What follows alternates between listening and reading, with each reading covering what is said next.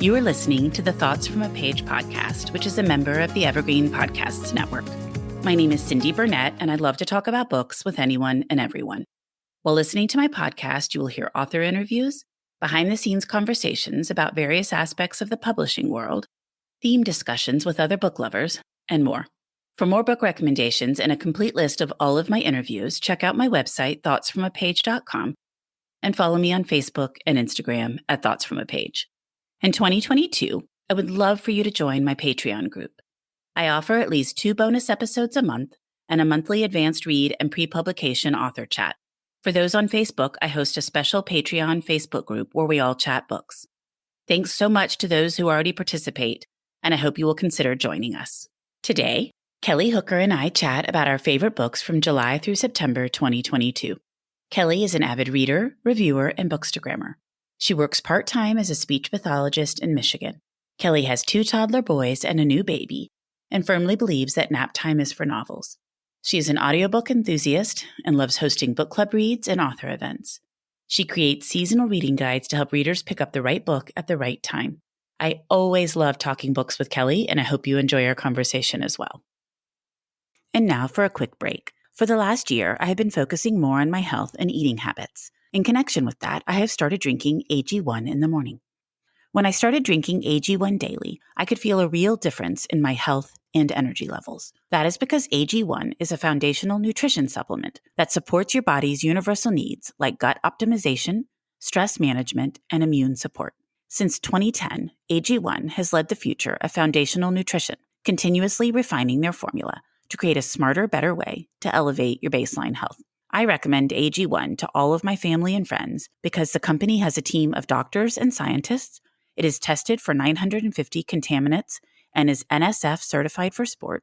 It is formulated based on the latest science, and it maintains high quality standards. Thanks AG1 for sponsoring my show. AG1 is a supplement I trust to provide the support my body needs daily. If you want to take ownership of your health, it starts with AG1.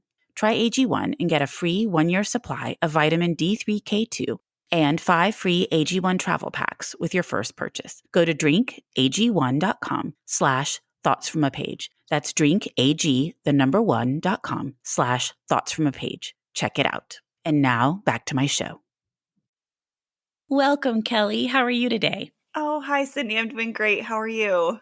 I'm doing okay, and I am so glad you're here so we can talk about our favorite July through September books of 2022. Yes, I think this is my best quarter of the year as far as quality of reads go. I agree completely. It is definitely my best quarter. It was really hard for me to narrow down to 10, and I know we're both going to highlight a couple of extras at the end just really quickly, but there were so many good books, it was hard to get down to a manageable number. It really was. And you've had exciting news since we spoke last. You have a third boy, Benjamin. Congratulations. Thank you. Yeah, he's really cramping my style when it comes to my reading, but I'm trying to squeeze it in when I can. It still feels good just to get lost in a book and have my audiobooks going when I'm up with him in the night. So I've been able to squeeze some reading in there. Well, that's good. And I unfortunately lost my father in this quarter, so I've had a little bit more difficulty reading, but I'm slowly but surely getting there and trying to take comfort in the fact that he's in a better place. Yes, I'm so sorry to hear that. Thank you. I really appreciate it. So we're going to do this July through September, as I mentioned, and then for the end of the year, instead of doing October through December, we're going to each highlight our top favorite 15 reads of 2022, and I'm really looking forward to that as well. I am too. It'll be so fun just to do a year wrap up and just go back to some of those reads that stood out to us at the beginning of the year and kind of revisit those. It really will. I was starting to kind of think about that, just all the year-end wrap-ups, because they always seem to come earlier than I think they're going to. And so I was thinking back to some of my favorite reads from earlier in the year. So it will be really fun to compile that list. Yeah, I think so too. Well, let's dive in here. I'm going to let you go first. I feel certain we have some overlap because you and I have both enjoyed a number of the same books. So I'm looking forward to hearing what's on your list. Why don't you start? Okay, my first read came out July 5th, and it is The Displacements by Bruce Holsinger. So this is certainly my timeliest selection because it is about the aftermath of a catastrophic hurricane. So I can understand how this might not work for some readers right now. this falls squarely into the subgenre cli-fi or climate fiction. I just love novels that force me to consider what I would do in a harrowing situation, and The Displacements did just that. So like I mentioned, this is a story about Category 6 Hurricane Luna. So the storm completely devastates a large area, and it displaces millions of people throughout the country. So the story focuses in on the Larson Hall family, and they are very affluent. They live in Florida, but they find themselves in a really bad situation after the hurricane. So I was immediately drawn into this story because it's got this like steady sense of foreboding, and the plot is just eerily plausible, as we've seen within the last few weeks. The book initially reads kind of like a fast-paced thriller, and as the family gets settled into a relief camp, the story morphs a little bit and becomes more of a character study. And the camp serves kind of as a microcosm for society, because the author raises some really interesting questions about race, privilege, and our collective responsibility to care for the earth.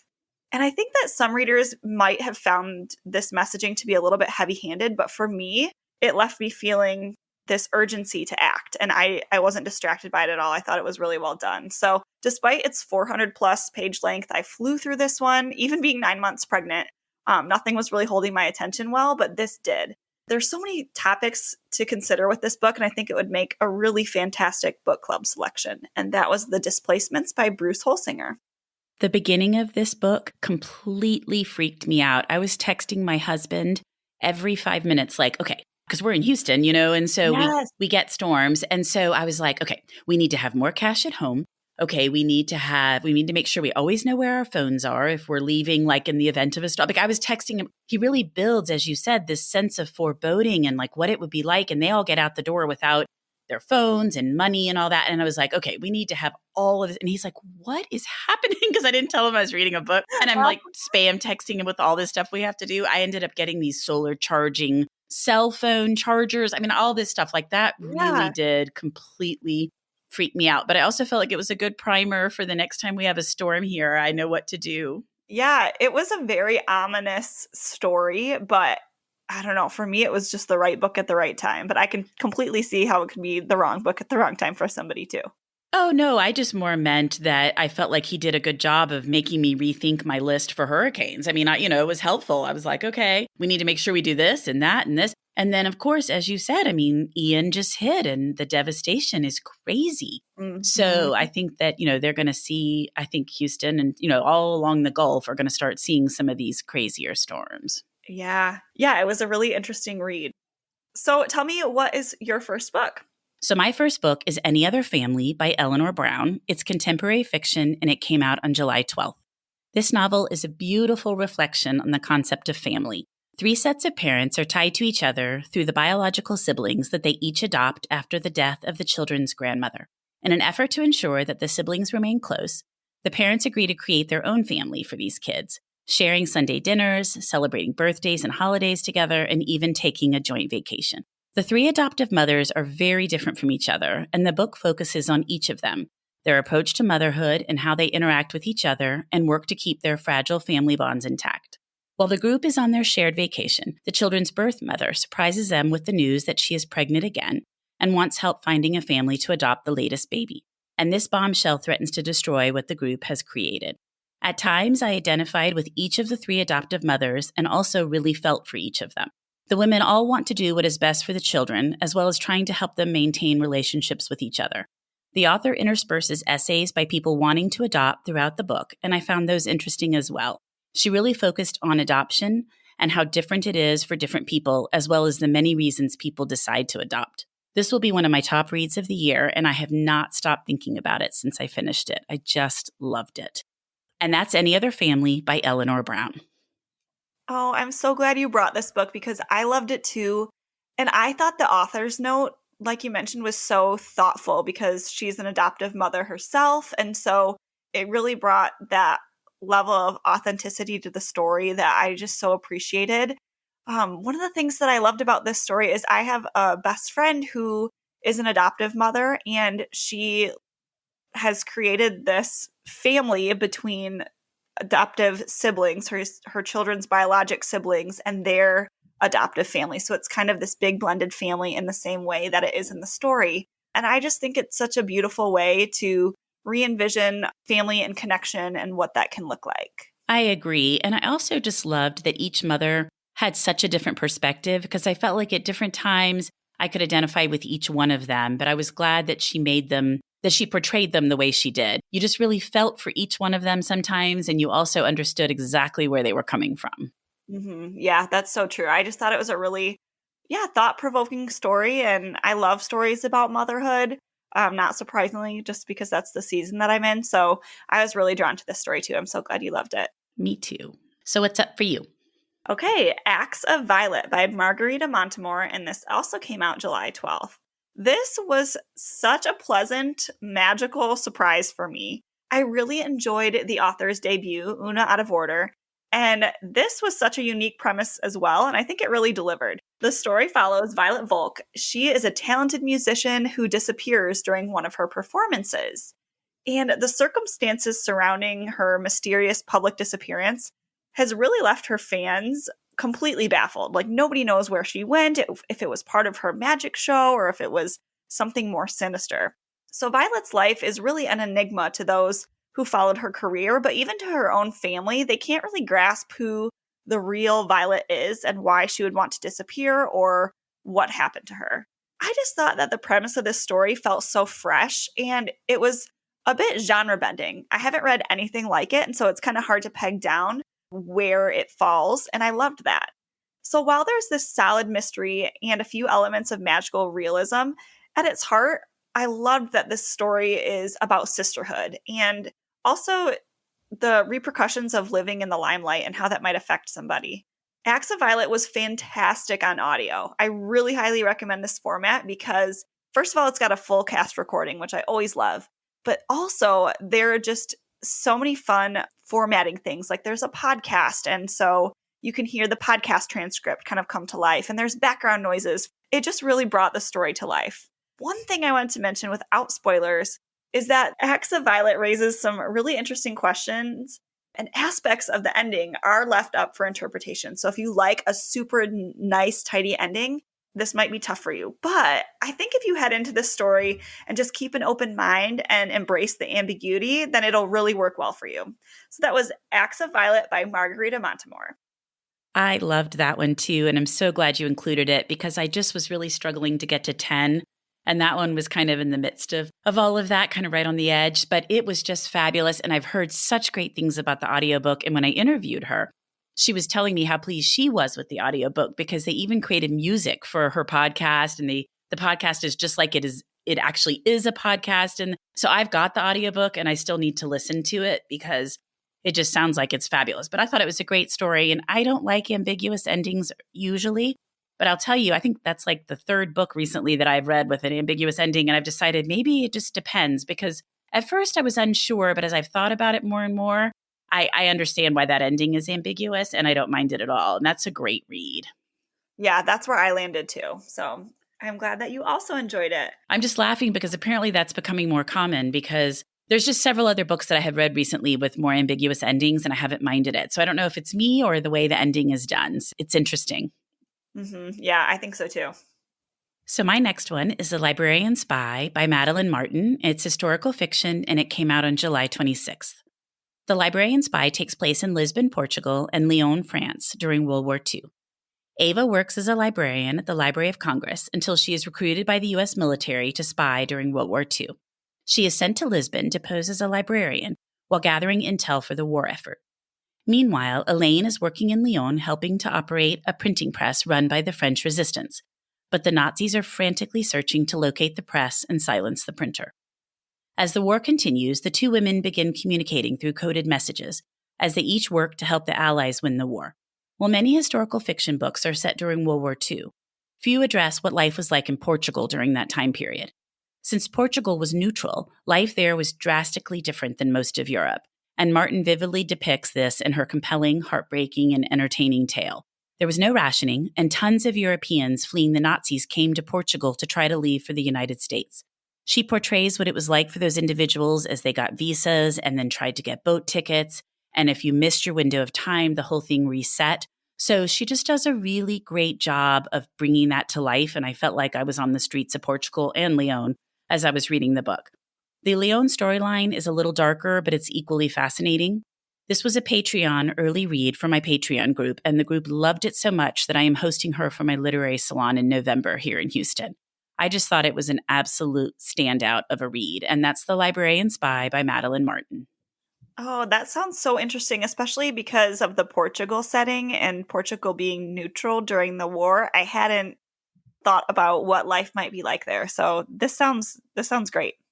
You know, I just always think of like Europe and World War II and all of the rationing and how there was little food in all the occupied places. So to have Portugal encountering none of that and everything is just the way it had always been, it was really interesting to kind of see what life was like there.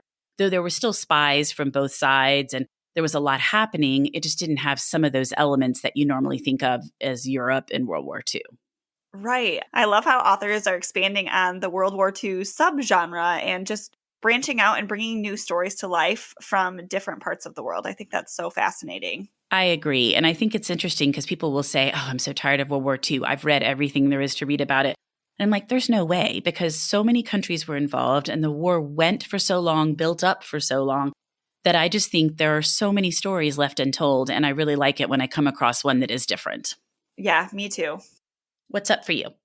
Okay, so speaking of different, this is Upgrade by Blake Crouch, and this also came out on July 12th.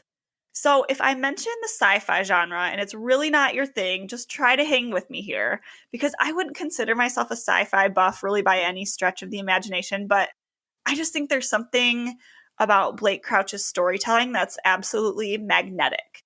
So Upgrade asks the question, if you were given the chance to save the future of all humanity by upgrading your DNA, would you take it? The story follows Logan Ramsey in a near-future society that's been ravaged by climate change and man-made catastrophes.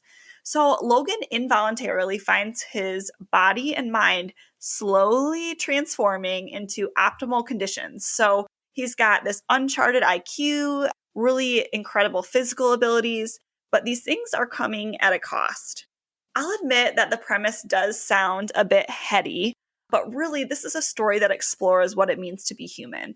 I would say that Upgrade is a bit heavier on the science than I remember the author's previous books to be, Dark Matter and Recursion, but the science aspects are really succinctly summarized and you can easily gloss them over if that isn't of interest to you.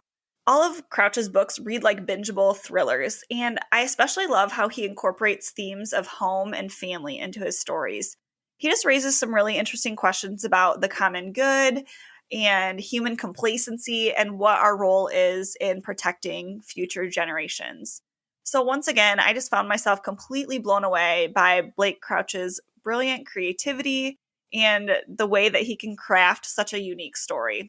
So this book was outside of my comfort zone, but it was one that I really enjoyed. So I'm glad that I branched out a bit. And that was Upgrade by Blake Crouch.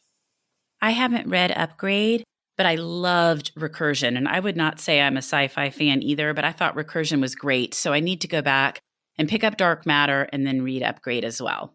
Yes, I think all three of them, I just thought, I don't know if these are going to be for me, but they ended up being fantastic. And Dark Matter, I think I retold the whole entire book to my husband after I read it. I remember we were on a walk and I just blabbed about the whole book to him. And he's like, okay, well, I guess I don't need to read it now. Yes, exactly. I just did that recently with an ending I was debating. And so I had to tell my husband the whole thing. And he's like, well, now I can't read it because you've ruined the ending. I'm like, I'm so sorry, but I just needed to hash it out with somebody. Yeah. Yeah. So what's your next read? My next read is another book that will be one of my top reads of the year, and that is Wrong Place, Wrong Time by Gillian McAllister.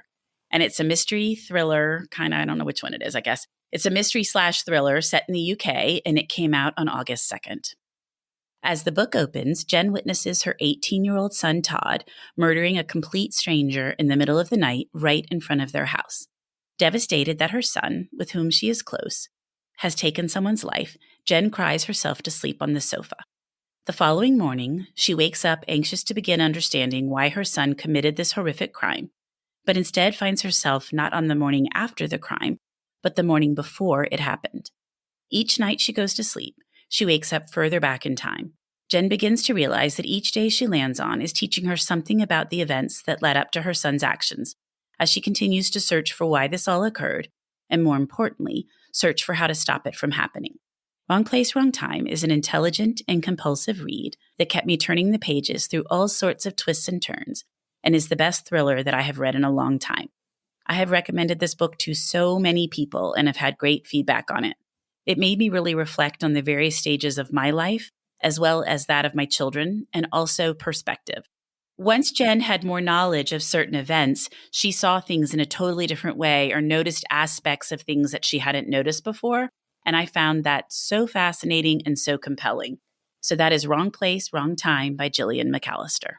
This was up next for me as well, and it was a 5-star read. I felt the same way. It was a thriller, but had so much heart to it, which is my favorite combination. It's the best thriller I've read in a long time, and I dare I say even ever, because I've been trying to think of something that I liked more, and I can't off the top of my head. So I highly recommend this one too.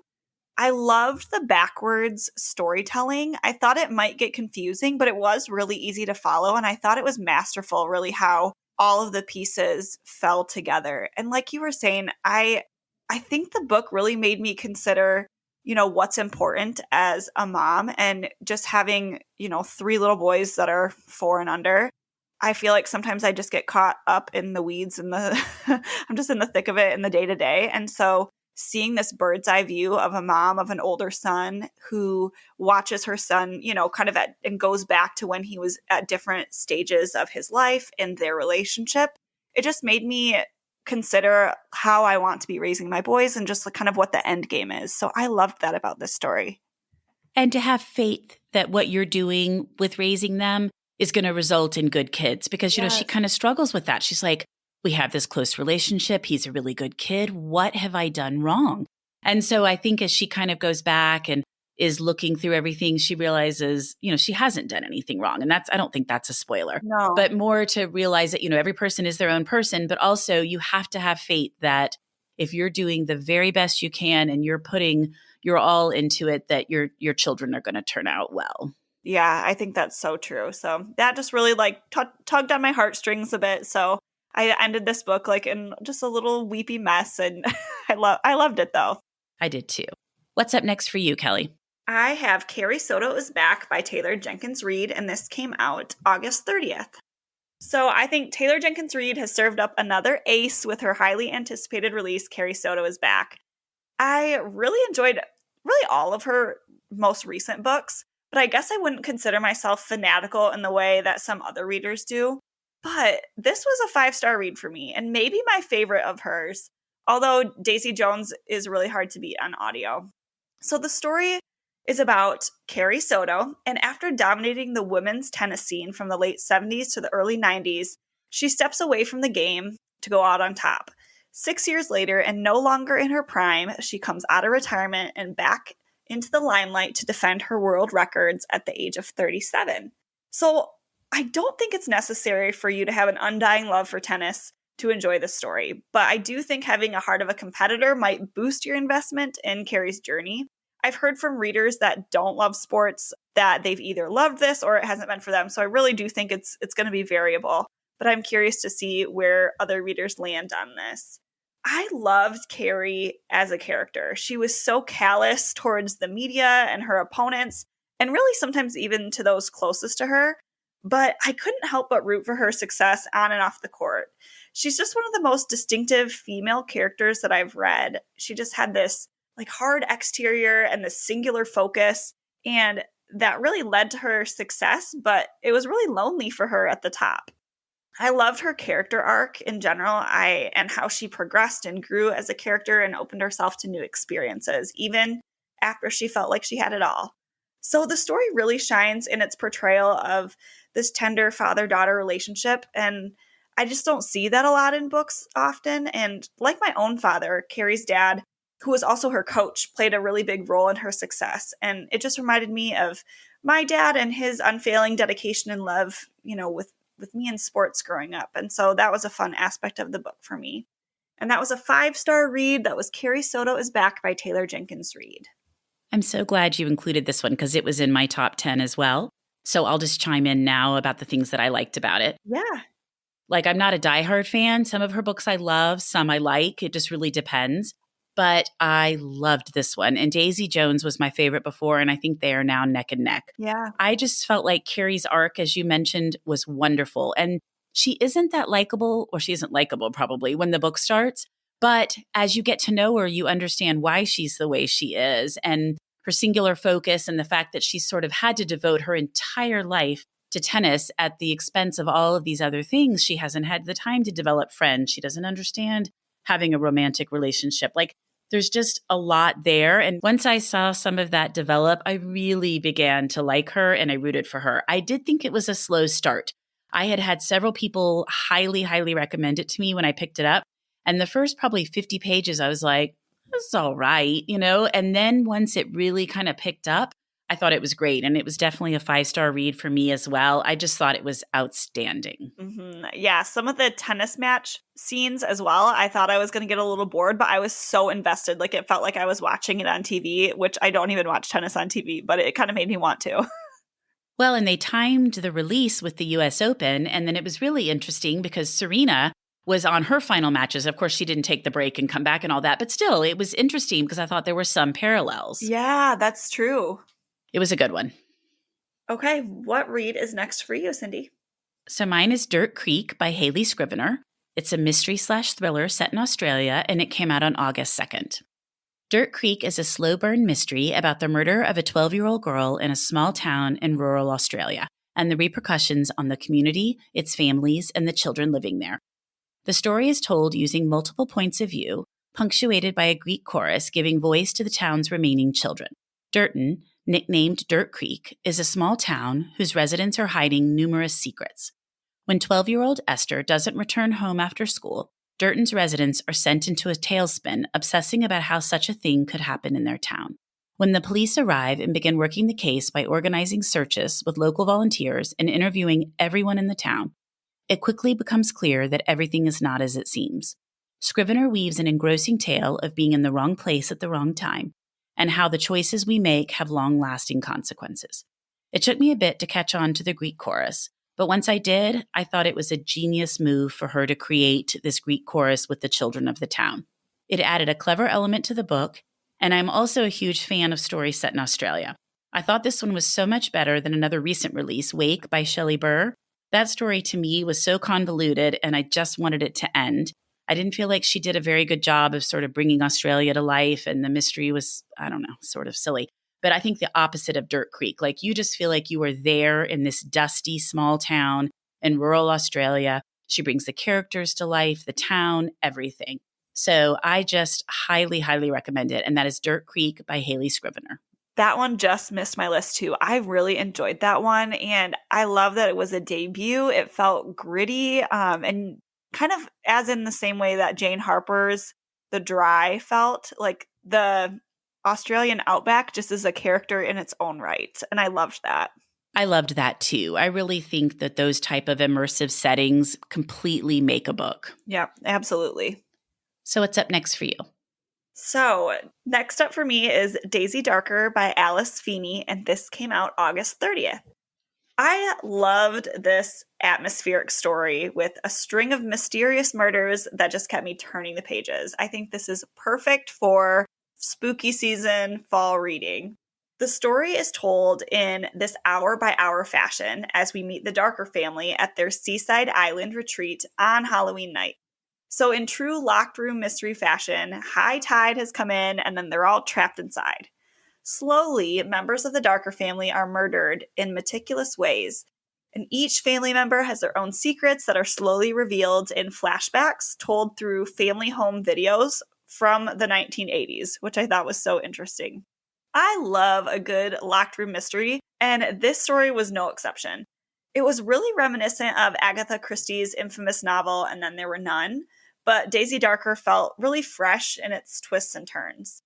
And Alice Feeney mentioned that she spent 5 years writing this homage to Agatha Christie, and the time that she put into this story is really evident. I would also highly recommend the audiobook. It's narrated by Stephanie Racine, and she has narrated Feeney's previous books. Her English accent and intonation was precisely what the story needed. I thought it added so much to it. I will say that Daisy Darker wasn't my favorite of Alice Feeney's books, but all of her books have been like 4.5, 5 stars. So I think Daisy Darker is still a solid 4-star read, and I really enjoyed it. So if you're looking for the perfect atmospheric Halloween read, add Daisy Darker by Alice Feeney to your shelves. I have not read that one, but you're making me want to listen to it. Yeah, I think it was a quick read, and again, the narration just adds this spooky factor to it. So it was a fun one. So my next one is Killers of a Certain Age by Deanna Rayburn. It's a mystery and it came out September 6th. This delightful and thought-provoking mystery stars 4 women, Billy, Mary Alice, Helen, and Natalie, who have been employed by the museum, an elite network of assassins, for 4 decades. When the museum sends them on a fabulous vacation to celebrate their retirement, the women quickly determine that their trip is a ruse because they are being targeted by someone within the museum due to the work that they have done for the organization over the years. Times have changed, and their skill sets are no longer valued by the museum, but the friends are determined to upend the view that women of a certain age are expendable. Through experience and working together, they prove that their age and gender are positives versus negatives. Combining humor, reflections on what it means to age, and a clever mystery, Killers of a Certain Age kept me engaged from page 1. It is a must-read for mystery lovers. I also loved how she touched on important topics, but infused the entire story with wit and wisdom. I am a huge Deanna Rayburn fan. I love her Veronica Speedwell series. It's just one of my favorites. And so I was so excited when she told me when I was interviewing her for the latest Veronica Speedwell that she was writing this book and that it was coming out later in the year. I just thought it was absolutely delightful. Such a great book. And that's Killers of a Certain Age by Deanna Rayburn. Oh, perfect timing. This was up for me next. I just thought, like you said, this was such like a zany ride, but tackled some deeper topics. But overall, the story felt really light and fun. And I read it in kind of the midst of some just popcorn thrillers that I was feeling a little bit burnt out on. And this just was a breath of fresh air. I saw that a Goodreads reviewer described this story as Kill Bill meets the Golden Girls. And I just thought that comparison was so spot on. I mean, just truly. So this was such a fun book. I hadn't read anything else by Deanna Rayburn before. So I'm excited to hear that you liked one of her series because I'll definitely be checking her out again. I love the Veronica Speedwell series. It's set in Victorian England, and it is just, again, filled with humor, but also really clever mysteries. And it's just really well done. She's so much fun. And around the time she was telling me about this book, that meme that showed the Golden Girls compared to Carrie Bradshaw and her friends when the reboot was coming back of Sex and the City, and how they were really the same age, but how different society, in the 80s, the Golden Girls, and today, Carrie Bradshaw and all her friends. And I thought that was so fascinating because, people had that idea of the Golden Girls being so old, but they're like in their 50s and, and so it's just kind of crazy to think about now. So she said, I just wanted to upend that stereotype. And I thought she did a great job doing that. Yeah, I think so too. It was awesome. So what's up next for you? Next for me is How Not to Drown in a Glass of Water by Angie Cruz. And this came out September 13th.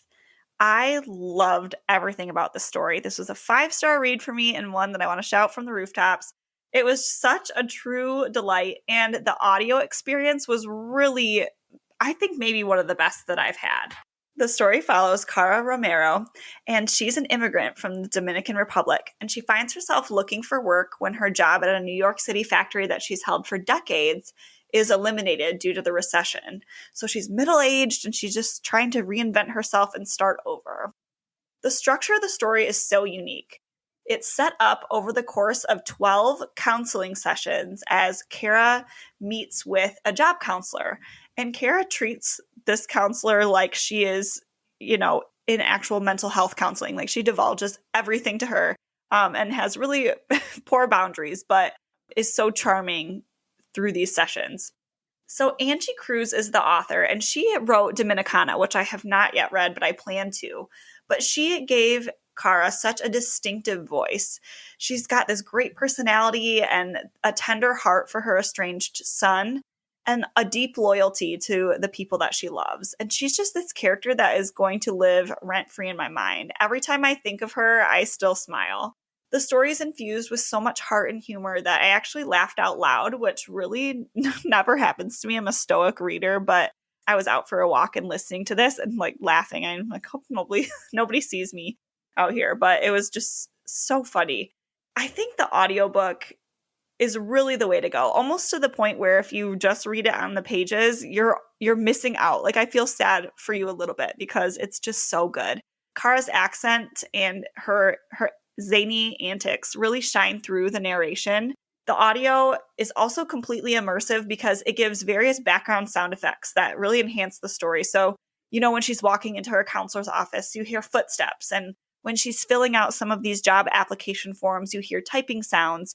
And then every time she goes into her counselor's office and takes a glass of water, you hear the water and her swallowing. So it's just like, it sounds like it would be distracting, but it made it so fun. So after finishing the story, like I said, I immediately added Cruz's Dominicana to my TBR. So while this story was laugh out loud funny at times, there are some heavier themes. It tackles domestic abuse, and there is really some heartache with Kara's relationship with her estranged son. But I think that if you're looking for a story that really captures found family and the importance of living in community and just making a home with the people around you, I think that you're really going to want to pick up How Not to Drown in a Glass of Water by Angie Cruz. This was on my list as well. I absolutely love this book. It will be in my top reads of the year. I just thought it was such a great story. And I actually read it. And when I first read it, it's a very quick read. It's short. And I was thinking, this will be really difficult on audio because there's forms at the beginning of each counseling session. But then I've asked you and several other people, and they say the forms are done really well in the audio. So I hustled as soon as everybody kept raving about the audio to download it. So I have it, and I'm going to listen to it because it isn't long. And I'd love to kind of have the added benefit of all the things you were describing in the audio. But I thought it was a great read as well. And I also laughed out loud. Kara is now one of my new favorite fictional characters. She is flawed, but she is so darn hilarious. And she really experienced a lot of growth in the book. I mean, her character arc was very well done. Yeah. And the other thing I loved was the setting because it's set in Washington Heights in New York City. I'm a huge fan of Lin-Manuel Miranda's first musical, In the Heights, which is also set in Washington Heights. So when I interviewed Angie Cruz, I told her the whole time I was reading the book, I was singing all these songs from the musical. And she's like, now they're all going to be stuck in my head because some of them are kind of definite like earworm songs, She's like, now I'm never going to be able to get them out. But I love that part of New York City. And I thought it was really fun to see the way she brought that to life and the gentrification and how that's changing the neighborhood and the community, as you talked about. Everybody lives close to each other, but that's kind of getting upended when the rents are going up. And I just thought it was so well done. And as you said, like she plops down and before the counselor can even ask her a single question, she just launches in to whatever's happened to her lately. Like it is 12 therapy sessions for Kara. Yeah. I can't think of a read alike for this book. Like it's just so unique and so delightful. And I think Kara, she just makes a home in your heart. Like you can't help but love her. So I hope that this book just gets into the hands or the ears of so many readers because like you said, it'll be a top read for me of the year. Yeah, absolutely. And I can't wait to listen to it. Can't wait to hear what you think about it. So my next one is Marple, 12 New Mysteries, which is a mystery short story collection that came out on September 13th. Story collections by a group of authors on a shared topic are either fabulous or completely unexceptional for me. Marple, 12 New Mysteries definitely falls in the former camp, mainly because of the all-star lineup of the 12 authors who contributed Miss Marple tales. Naomi Alderman, Leigh Bardugo, Alyssa Cole, Lucy Foley, Ellie Griffiths, Natalie Haynes, Jean Kwok, Karen M. McManus, Bradeigh A. Mitchell, Kate Moss, and Ruth Ware.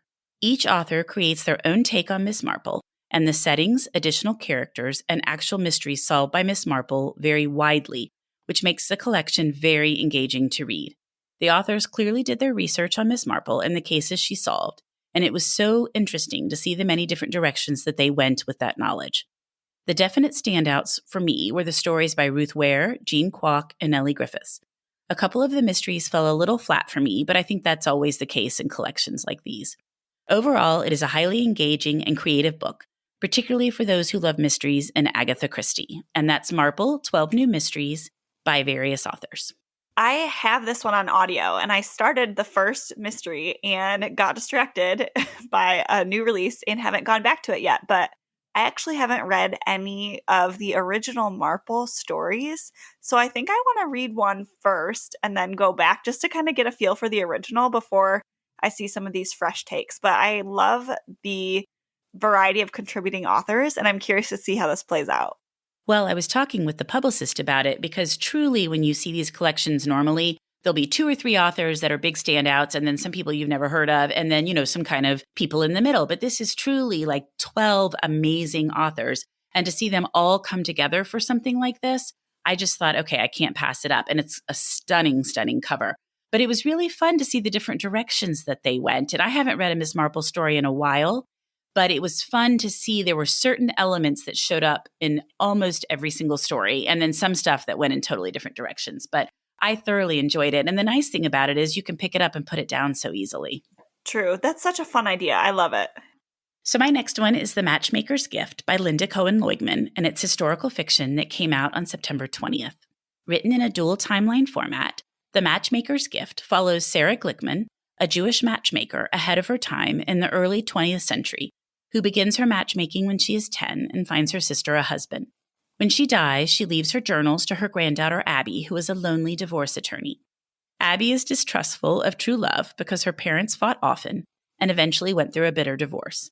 But as she continues to delve into her grandmother's journals, she realizes that she may have been following the wrong path and that she needs to make some changes. This delightful, feel-good book drew me right in, and I did not want it to end. But when it did, I loved the way that Lynda ended the story. I highly recommend it. This was another Patreon early read, and the group loved it so much as well that I am hosting her with Madeline Martin for my literary salon in November here in Houston. And Lynda herself is just wonderful. She is so engaging. If you have an opportunity to hear her speak at any kind of event, I would do it. And I've been so happy lately to see all sorts of great press for this one. She was in People magazine and a couple other publications, and I've just seen nothing but glowing reviews. This is The Matchmaker's Gift by Lynda Cohen Loigman. I loved this too, and I loved being a part of the early reads and listening to Lynda's chat. I loved this book because it was sweet, but it wasn't overly sweet. And for me, sometimes I just really want these like emotional gut punch reads.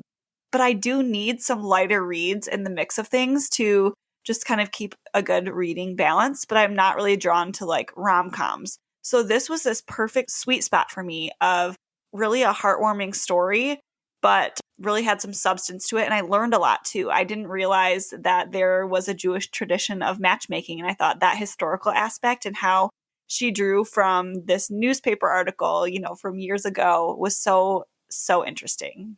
And she pulled in a lot of cool historical details that she talked about when we met with her, in terms of the Pickle King and his daughter's wedding being in the newspaper and just a variety of things. I thought it was very well done. And as you said, it's not a heavy read, but it's not super light. It's a very feel-good story, but there's a lot of substance to it as well. Yeah, and I think like the magical realism aspects were really light, and it didn't feel like totally implausible. It just felt just a little like folklore almost, and really fun. I thought it was such a unique read, and I haven't read anything like it. I agree. So what's last for you? Are we on your last one? We are. My last read is Imposter by Bradeigh Godfrey, and this came out September 13th. So for me, popcorn thriller burnout is a real thing, but I never get tired of a thriller that is smart and pulls on my heartstrings. Imposter by debut author Bradeigh Godfrey really will have you flying through the pages, but there's so much more to the book than just kind of the standard thrills and chills. The story centers around estranged sisters Lillian and Rosie, who are involved in a car accident, which leaves Rosie with a severe traumatic brain injury and memory loss. So prior to the accident, Rosie confides to Lillian that she's got this secret to share with her, and it's a matter of life or death. So in the aftermath of the crash and her sister's injuries, Lillian is determined to find answers because she has to know the secret. It's a matter of life and death, and her questions have gone unanswered.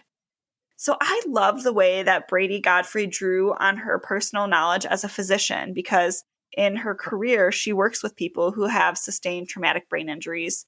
And the way that she infused her knowledge into the story was so great. It really stayed true to the medical facts, but it didn't bog readers down, at least in my opinion. And in my own career as a speech pathologist, I've worked with a lot of children and adults in the hospital who have had severe brain injuries. And so I thought that Bradeigh did a really fantastic job portraying the ways that a head injury can impact the patient as well as the entire family unit. This was a departure from Godfrey's previous novel, The Beach Trap, and she co-wrote that under the pen name Allie Bradeigh with her best friend. And so this new venture into the mystery thriller genre truly showcases how versatile she is as a writer. She can write this beach read, but then also this mystery thriller that is really smart. So I think if you enjoy a clever mystery with themes of sisterhood and loyalty, you won't want to miss Imposter by Bradeigh Godfrey. I have not read that one, but I have seen so many good reviews that I need to track down a copy and get it read because it sounds fabulous. And I loved The Beach Trap by Allie Bradeigh. I realize they are vastly different, but I just thought it was so good. And I'm not usually a rom-com reader, and I thought it was so much fun. But I think it's because there's more to it than it being a rom-com. But I just loved it. I thought it was the perfect beach read this summer, and so I need to get Imposter. Yeah, I think in both books, the thread that ties them together is the sisterhood bond and how she explores like really complicated family dynamics and sisterhood. And so I can see kind of the similarities there.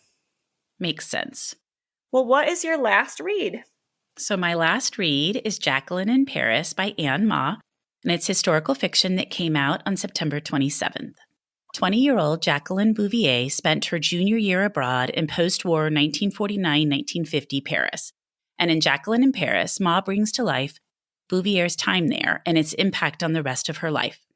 Thrilled to be away from the societal pressure of New York and her mother's prying eyes, Jacqueline falls in love with Paris's social scene, the cafes, theater, and art, while also slowly realizing that the city is struggling with the aftermath of World War II. Spies abound while communism is taking a foothold in French politics, and no one is who they seem. Mah charts the beginning of Bouvier's long love affair with Paris, as well as bringing the City of Lights to life post-World War II. This beautifully written story transported me to a Paris with which I was very unfamiliar and focused on a lesser-known time in Jackie Kennedy Onassis's life that is often glossed over. This book will appeal to those who love Paris and those who love historical fiction. Also, anyone who wants to learn a little bit more about Jackie Kennedy Onassis's life. She's a favorite of mine, so I always gravitate toward anything that takes place with her in it, fictional or otherwise. And I also love Paris, so this was really the perfect combination. Ann Mah is sick and is unable to promote her book at all, but so many authors have rallied together to make sure that the book is getting talked about. So hopefully it will find its way out to everybody, and hopefully Ann will get better. Oh, I didn't realize that she was sick. That's too bad. I have this book, but I have not read it yet, and the cover is beautiful, but I'm so excited to pick it up, and especially after it has your stamp of approval. It was really, really good. And I just found that whole time period in Paris to be fascinating. People trying to recover from the war, all this jockeying for which way everything's going to go politics-wise and society and just all of it. It's very, very well done. Oh, good. I'm so glad you loved it. It does sound right up your alley, that perfect combination. Yes. Yeah. I had two other books that I was just going to quickly highlight without going into great detail that were like just narrowly didn't make the list. And the first is All Good People Here, which is co-written by Ashley Flowers and Alex Keister. And I thought it was so much fun. And it was another thriller, but very, very well done. Quick read, clever, a ton of fun. And I think you've read it as well. Yeah, I agree. It barely missed my top 10. It could have easily been included and swapped out. So highly recommend. And then the other is Die Around Sundown, which was a historical mystery that came out in August. And it's by Mark Pryor. I'm a huge fan of his. And he has another series that's set in present-day Paris. But this is a start of a new series starring Henri Lefort. And it takes place in World War II. And it had so many twists and turns. Every time I thought I knew what was going on, the whole story just kind of did this 180. And I was like, whoa. So I just thought it was very cool. He, again, brings Paris to life. You can see a theme here. and during World War I and World War II. And my husband read it as well and equally enjoyed it. How fun. I haven't even heard of that one, but I love that you and your husband did a buddy read together. Yeah, it was really fun. That's great. The book that I wanted to quick mention is The Bodyguard by Katherine Center, and this came out in July. And I'm not usually a big romance reader, but this one was so well done. It was quick. It was light. I loved that it was a fake dating trope. This trope didn't feel overdone to me because I've never read a book that had a fake dating trope. So I'm like, okay, this is new. This is brand new. Everybody else is like, okay, I've read a million fake dating tropes. Nobody has ever done the fake dating trope before. Yes. So novel. Katherine is a genius. Yeah. So I just thought it was just a little delight to read. And it was a closed door romance and wasn't too spicy. And so I always appreciate that in my reading. And so if you're looking just for a sweet romance, The Bodyguard by Katherine Center is a good one to pick up. And I'm also excited because I haven't read any of her backlist. And I know that she's got some really good books that sound like I would really enjoy them. So I'm excited to pick up some of her backlist soon. She does. And several of them have been made or are being made into movies. So that's kind of fun as well. Yeah, I love that. Well, Kelly, as always, this was delightful, and it's so fun to see where we match up and where we don't, and I've added some books to my list, and this was just so great. So thank you, as always, for joining me on the Thoughts from a Page podcast. Thank you for having me. I'm always so grateful for the opportunity to come and chat with you about books. I love it. Hi there, I'm Heather Drago. And I'm Sarah Saunders. We host the podcast, That's a Hard No, about saying no and setting boundaries. So you can become that true and empowered you that this world needs. Saying no isn't just okay. It's the key to living an authentic, fulfilling life. I'm a licensed professional clinical counselor, so while this podcast is in no way a replacement for one-on-one therapy, I suppose I know what I'm talking about. I'd say so. We talk about learning to say no and set healthy boundaries and how it impacts mental health, physical health, relationships, parenthood, and more. Subscribe wherever you get your podcasts and visit our website, hardnopodcast.com. We're here to help you find your no and say it unapologetically. That's a hard no.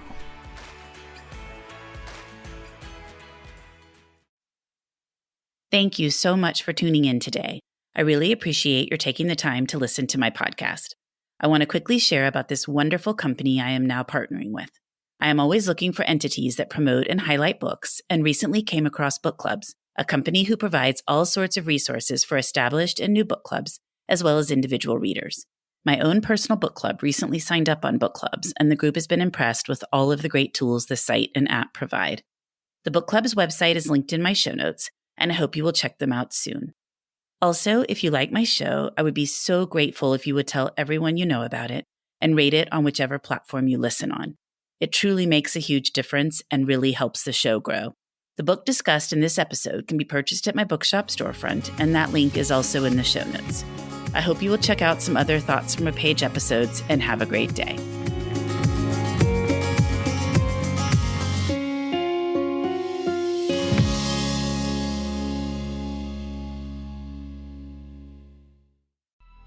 Coming up on 5 Minute News, I'm Anthony Davis.